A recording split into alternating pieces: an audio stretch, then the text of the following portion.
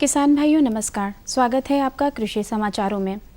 किसान भाइयों, कृषि निदेशालय उत्तर प्रदेश के सांख्यिकी विभाग से प्राप्त आंकड़ों के अनुसार प्रदेश में माह जून और जुलाई 2014 में 29 जुलाई तक सामान्य वर्षा 348.7 मिलीमीटर के सापेक्ष औसतन 215.6 मिलीमीटर वर्षा हुई, जो सामान्य का 61.8% रही।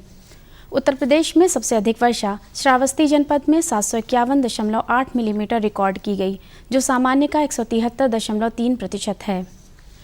खेती में बढ़िया उत्पादन के लिए मिट्टी की सेहत का दुरुस्त होना बहुत ज़रूरी है, लेकिन रासायनिक खाद के बढ़ते इस्तेमाल से इसकी सेहत लगातार गिरती जा रही है। ऐसे में यदि जल्द ही इसे सुधारने के प्रयास नहीं किए गए तो समस्या गंभीर रूप ले सकती है। सरकार ने मिट्टी की सेहत संबंधी सुधारों के लिए नए प्रावधान भी किए हैं। सरकार ने घोषणा की है कि अब मिट्टी की जांच के बाद हर किसान को मृदा स्वास्थ्य कार्ड दिया जाएगा। इसके लिए 100 करोड़ के प्रस्ताव के साथ ही 100 मोबाइल मृदा परीक्षण प्रयोगशाला स्थापित करने के लिए 56 करोड़ रुपए दिए जाएंगे। प्रदेश में मिट्टी की सेहत और संरचना दोनों की हालत ठीक नहीं है, जिसका कारण रासायनिक उर्वरकों का अत्यधिक इस्तेमाल है। लखनऊ और आसपास के क्षेत्रों में तो मैग्नीज जैसे कई सूक्ष्म तत्वों की भी कमी पाई गई है। लखनऊ स्थित मृदा परीक्षण प्रयोगशाला के मुताबिक ट्रैक्टर के बढ़ते चलन और मवेशियों की घटती संख्या से गोबर के खाद की किल्लत हो रही है। मिट्टी में भरपूर जैविक पदार्थ बना रहे, इसके लिए किसान को हर साल 1 हेक्टेयर में करीब 15 टन गोबर की खाद डालनी चाहिए। इसके अलावा अगर गोबर की इतनी खाद नहीं मिल पा रही हो तो करीब 25% फसल अवशेष को खेत में इस्तेमाल करने से मिट्टी में जैविक पदार्थों की कमी नहीं होगी। कृषि विभाग उत्तर प्रदेश के आंकड़ों के अनुसार दिनांक 28 जुलाई 2014 तक प्रदेश में कुल धान की रोपाई का आच्छादन लक्ष्य 60.45 लाख हेक्टेयर के सापेक्ष सिर्फ 50.96 लाख हेक्टेयर तक ही पूरा हो पाया है। प्रदेश के मौसम को ध्यान में रखते हुए कृषि विभाग किसानों को समय समय पर सुझाव भी देता रहता है। जैसे इस समय प्रतिकूल मौसम के कारण रोपाई के बाद जो पौधे मर गए हों, उनकी जगह दूसरे पौधे शीघ्र लगाए जाएं, ताकि प्रति इकाई क्षेत्रफल में पौधों की संख्या कम ना होने पाए और अच्छी पैदावार हो। जिन क्षेत्रों में वर्षा सामान्य से कम हुई हो, वहां जून रोपित फसल में सूखे के प्रति सहनशीलता बढ़ाने के लिए 2% यूरिया और पोटाश का छिड़काव करें। यदि पलेवा लगाकर धान की बुवाई हो तो 100 से 110 किलोग्राम बीज प्रति हेक्टेयर की दर से प्रयोग करें। खरीफ मौसम में बोई जाने वाली फसलें जैसे अरहर, बाजरा, उर्द, मूंग, तिल की बुआई बीज शोधन के बाद ही करें। किसान भाइयों, समय से रोपित धान में नत्रजन की कुल संस्तुत मात्रा का चौथाई नत्रजन प्रथम टॉप ड्रेसिंग के रूप में करें। बासमती धान की टाइप 3, बासमती 370, तारावड़ी बासमती आदि प्रजातियों को पश्चिमी उत्तर प्रदेश में जुलाई के अंतिम सप्ताह और पूर्वी उत्तर प्रदेश में अगस्त के प्रथम पक्ष में रोपाई करें, जिससे दाने की गुणवत्ता और सुगंध का विकास अच्छी तरह से हो सके। यदि किसी कारण से धान की फसल नष्ट हो गई हो तो अधिक अवधि वाली पौध से डबल ट्रांसप्लांटिंग करें। यूरोपीय संघ द्वारा भारतीय आम की एक किस्म के आयात पर इस वर्ष प्रतिबंध लगाए जाने के बावजूद अमेरिका, जापान, ऑस्ट्रेलिया और खाड़ी के देशों ने इसका आयात किया है। उत्तर प्रदेश की राज्य कृषि उत्पादन मंडी परिषद की सहारनपुर मंडी समिति से मध्य जुलाई तक अमेरिका, जापान और ऑस्ट्रेलिया को 55 टन नवाब ब्रांड का आम निर्यात किया गया है। इसके अलावा लखनऊ मंडी समिति से भी आमों का निर्यात किया गया है। जानकारी के मुताबिक उत्तर प्रदेश से आम के निर्यात को बढ़ावा देने के लिए लखनऊ और सहारनपुर में 2 अत्याधुनिक संयंत्र स्थापित किए गए हैं, जहां आम की गुणवत्ता में वृद्धि की जाती है। अधिकारियों के अनुसार यहां निर्यात किए जाने वाले आमों की गुणवत्ता पर सबसे अधिक ध्यान दिया जाता है और मंजर से आम के दाने बनते ही उसकी सुरक्षा के उपाय कर दिए जाते हैं। उत्तर प्रदेश से दशहरी, लंगड़ा और चौसा किस्म का आम निर्यात किया जाता है। आम के दानों को 15 दिन का होते ही उसे water proof butter paper bag में डाल दिया जाता है, ताकि उस पर कीटनाशकों के छिड़काव या धूल के कणों का कोई प्रभाव ना हो। सहारनपुर मंडी समिति ने इस वर्ष जापान और ताइवान से 2 lakh waterproof butter paper bag का आयात किया था। आम को सुखाने के बाद उसकी ग्रेडिंग की जाती है और जो आम कम से कम 300 ग्राम का होता है उसे ही निर्यात के लिए चुना जाता है। टमाटर के भावों ने फलों के राजा आम को पीछे छोड़ दिया है। टमाटर आम से मुकाबले 2 गुने भाव में बिक रहा है। सीजन दोनों का है, लेकिन टमाटर के भाव आसमान छू रहे हैं। स्थिति ये है कि आम जहां 30 से 40 रुपए किलो है, वहीं टमाटर 60 से 80 रुपए किलो। इस कारण मंडी और रसोई में टमाटर की इन दिनों काफ़ी कद्र हो रही है। बाजार में निचली क्वालिटी के टमाटरों के खरीदार मौजूद हैं, लेकिन ऐसा आम के साथ नहीं है। शहर में टमाटर की आवक कम होने से पिछले 15 दिनों से टमाटर के दामों में उछाल आया है। महंगे दाम होने के कारण उपभोक्ता टमाटर की खरीद कम कर पा रहे हैं। टमाटर की नई फसल खेतों में तैयार है। उम्मीद है कि नया टमाटर अगले माह तक बाजार में आ जाएगा। इसके बाद टमाटर के भावों में कमी की उम्मीद है। वहीं कुछ किसान बारिश की कमी का प्रभाव भी टमाटर की नई फसल पर पड़ने की आशंका जता रहे हैं। व्यवसायियों के मुताबिक बारिश होने के बाद अगले माह नई फसल का टमाटर शहर की मंडियों तक पहुंच जाएगा। तब टमाटर के दामों में कमी होगी। किसानों के मुताबिक देशी टमाटर की फसल तैयार है, बस इंतजार है 1-2 अच्छी बारिशों का। किसान भाइयों, ये थे कृषि समाचार। अब आइए जानकारी लेते हैं प्रदेश की प्रमुख कृषि मंडियों के ताज़ा मंडी भावों की।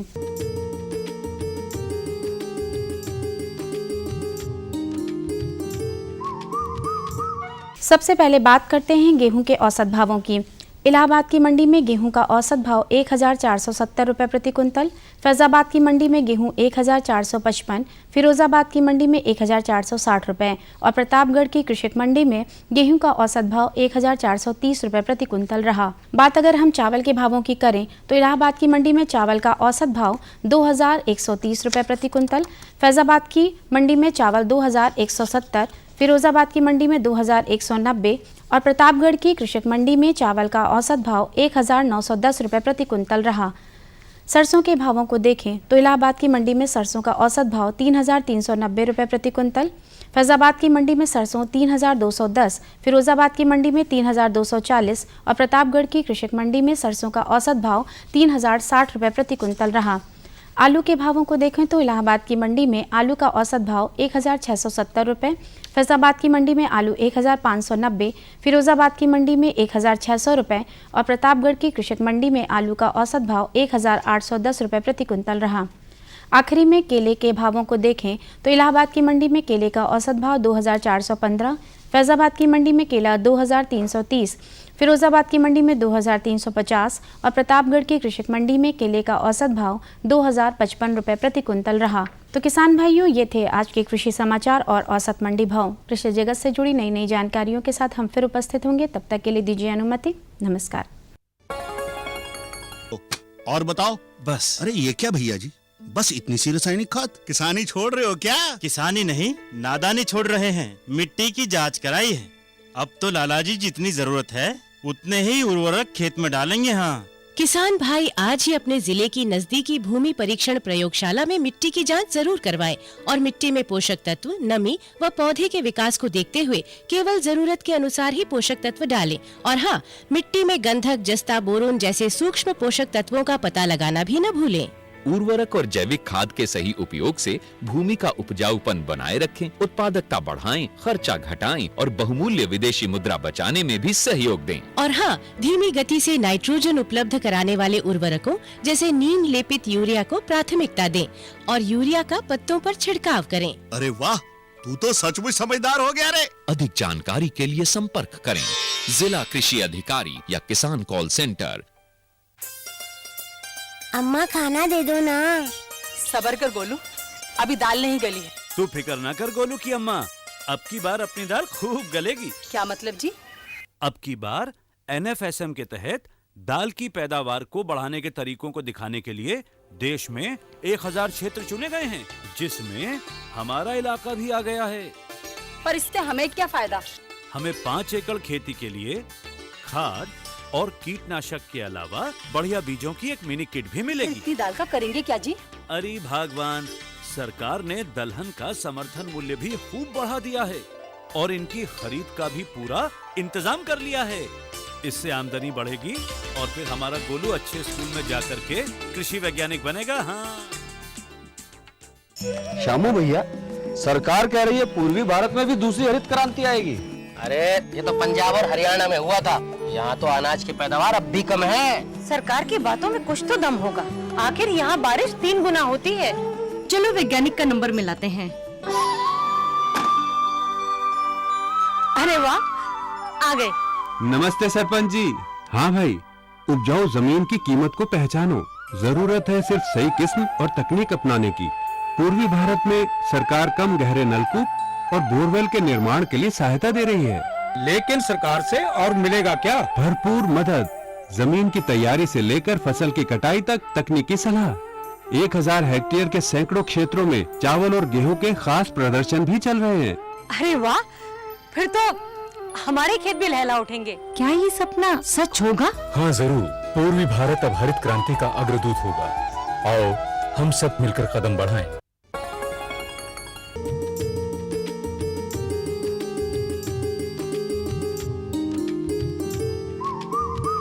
ग्राम सभा टेसुआ एक समय था जब यहाँ लोग सिर्फ धान गेहूं की खेती करते थे।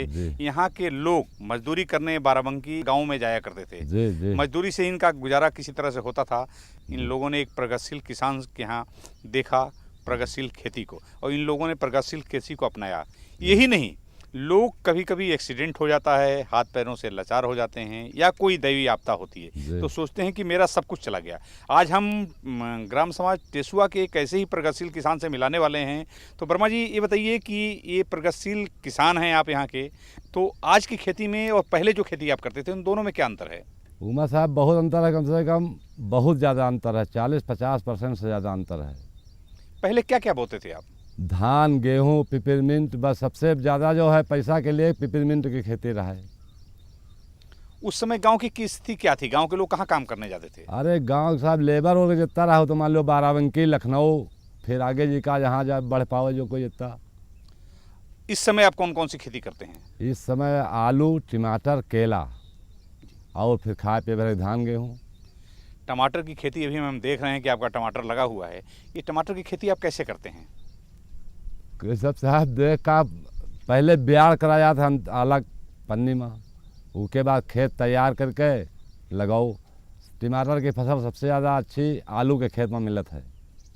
आलू के बाद लगाओ तो बहुत अच्छा टमाटर होता है। ये बताइए कि नर्सरी कितने दिन का लाते हैं? केला की, टमाटर की? टमाटर के साथ बीज मिलत है, फिर पौधा अपने खुआ डाल के जमावा जाता है। तो कितने दिन में बीज तैयार हो? 1 महीना में। 1 महीना में? 1 महीना में लग जाना चाहिए। 1 महीने में लग जाना चाहिए। हाँ। बीज डालते हैं, फिर नर्सरी बनाते हैं। ये बताइए कि भूमि इसके लिए कैसे, क्या क्या करना पड़ता है लगाने के पहले? लगाने की अच्छी मिट्टी ला कुरे लियो बढ़िया, उसके बाद पॉलीथीन में भरवा लियो, बस उसके बाद 2 बीज डाल दियो, क्योंकि एक मान लो एक्सपायर है तब भी पन्नी खाली ना दूसर जाम जाए, और दोनों जम जाए तब वो दोनों लगे रहा था, उसमें कोई हर्जा नहीं। नर्सरी लगाने के कितने दिन बाद इसमें सिंचाई उचाई करनी पड़ती है? सिंचाई तो साथ तुरंत से करे पड़ता है, उसका तरी करे पड़ता है। जैसे बीज डालो तो हजारा से तरी करो। ये आपने इसमें हम आपके खेत में देख रहे हैं कि आपने बांस लगा रखा है। ये बांस काहे लिए लगाते हैं? बांस तिला साहब पेड़ गिर जाए तो फिर कैसे माल बचे? पानी लगाइयो बर्बाद है, मिट्टी जो माल पकड़ ले वो खराब हो जाए। मतलब क्या पौधों को आप गिरने नहीं देते हैं बांस लगा के? तब तो साहब रुकी थी माल जो, तब तो बची। टमाटर की खेती आप करते हैं, इसमें कितना फायदा हो जाता है? अरे साहब फायदा हो जाता है, लगभग 50% का तो आराम से फायदा हो जाता है। जैसे 1 रुपया खर्चा करा, 2 तो छोटे उम्मीद आराम से रहते हैं। ये बताइए कि जाहिर है कि अब खेती कर रहे हैं आप, पैसा भी आ रहा है, इसकी बेचने की क्या व्यवस्था है? कैसे बिकता है टमाटर? बिक साहब व्यापारी अब यहाँ आ जाते हैं, अब इतना ज़्यादा रकबा बढ़ गया है कि खुद कस्टमर आ जाते हैं यहाँ। माँ खेतवा देखी कहीं यूँ भाव लिया तोड़ दो, बेच के तब तोड़ा जाता है। अगर आप खरीदो तब माल लगा है टूटी, तब जब आप ले ले पहले कहियो का तुरवाओ यू भाव हम भरवेबे। तो ये बताइए कि पहले की स्थिति में जब आप खेती धान गेहूं का करते थे, आज टमाटर करते हैं, दोनों में क्या अंतर है परिवार की स्थिति में? बहुत बड़ा अंतर है साहब, जय % जोड़ लो तय % कम है। मतलब क्या पहले अच्छा था कि अब अच्छा है? अब बहुत अच्छा है, तब से अब बहुत अच्छा है कि तब अच्छा रहा है। यहाँ के लोग अब मजदूरी करने बाहर नहीं जाते हैं? अपने समय छुट्टी हो जौन लेबरी करे आ रहे हैं, आज वो कहो सबका लगा लिए, 10-20 आदमी का रोज लगा लिए कहो।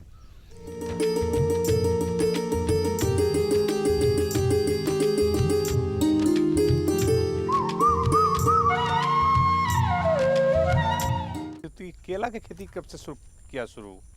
सर केला की खेती 2008 से करना शुरू किया हमने। कितने में पिछले साल जो खेती किया था आपने? जी सर। वो कितने खेतों में किया था? आधा एकड़? जी सर।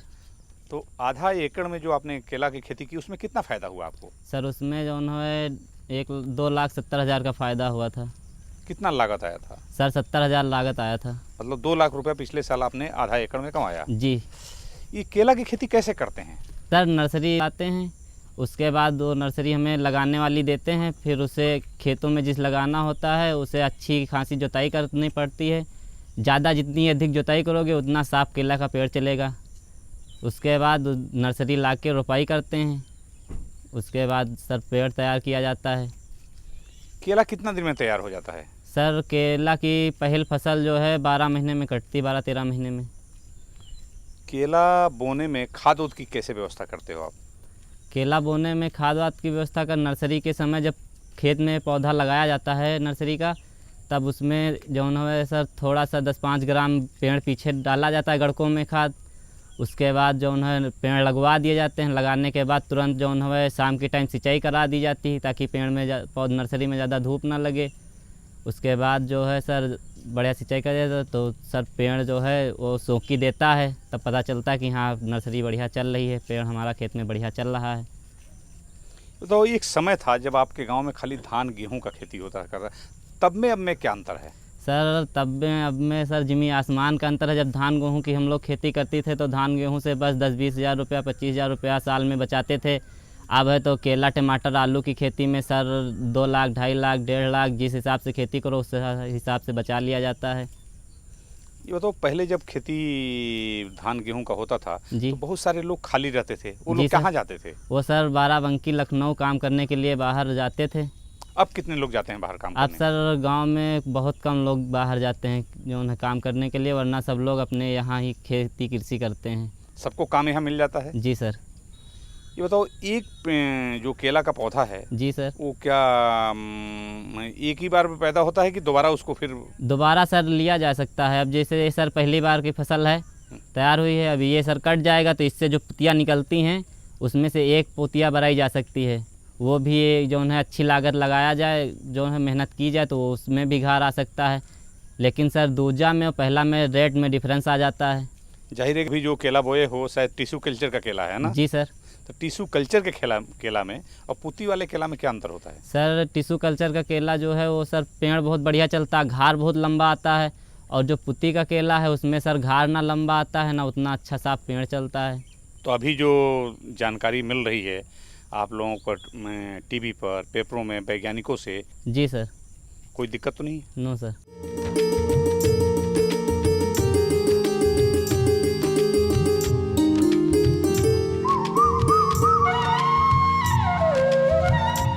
बागवानी का बाग लगाने का समय भी आ रहा है जी। आप नर्सरी करते हैं तो नर्सरी कैसे करते हैं? नर्सरी हम लोग जो है तैयार करते हैं, पौधा जो करीब उसमें लग जाते हैं 1.5-2 साल।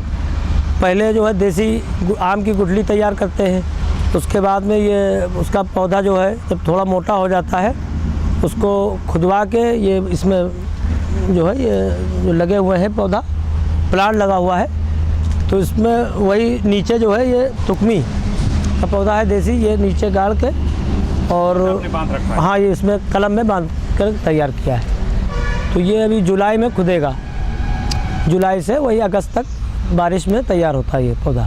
तो वही बारिश में पौधे लगाते हैं वो लोग, किसान वगैरह जितने हैं। ये बताइए, नर्सरी लगाते समय क्या क्या ध्यान रखना पड़ता है? असल में खाद वगैरह डालना पड़ता है और उसको बंधवाना पड़ता है पन्नी से, और उसको जो है सिंचाई देखना पड़ती है, पानी कमी है क्या है, खाद वगैरह DAP वगैरह पड़ती रहती है, उसकी धुलाई होती है, देखभाल करना पड़ता है पूरा साल। सभी आमों का करते हैं? जी सभी आमों का। नर्सरी करते हैं तो नर्सरी का आप बेचते नहीं हैं? जी। ये कहाँ जाता है आपका नर्सरी? ये जाता है पूरे हिंदुस्तान में, मुजफ्फरनगर है, मेरठ है, सहारनपुर है, बुलंदशहर है और बरेली है, मुरादाबाद है, इस साइड में बहुत ज़्यादा जाता है माल। कितने क्षेत्रों में नर्सरी करते हैं आप? ये नर्सरी हम लोग ये है करीब यहाँ मलियाबाद में ज़्यादा है, नर्सरी बहुत है। आप कितना करते हैं साल में, मतलब क्या अंदाजा कुछ एवरेज? साल में वो करीब है 25-30 हज़ार पौधा, 30 हज़ार पौधा 40 हज़ार पौधा तैयार करते हैं। ये सभी बिक जाता है? हाँ बिक जाता है। क्या लगभग क्या आय होती है इससे? इससे अब ज़्यादा कोई इतना वो नहीं है, अब ये है इसमें करीब 18-20 रुपए की लागत आ जाती है एक पौधे पे। हाँ वो 25 रुपये 22 रुपये, कभी कभी ऐसा होता है कि जो है जो लागत आती है उससे भी कम बेचना पड़ता है। बारिश पे है, बारिश अगर कम हुई तो पौधा नहीं बिकेगा, बारिश सही हुई तो पौधा बिकेगा। जो नर्सरी आपसे ले जाते हैं जी, उनको लगाने के लिए आप क्या करना चाहेंगे? उनको क्या पालन करना चाहिए कि वो नर्सरी ले जाए?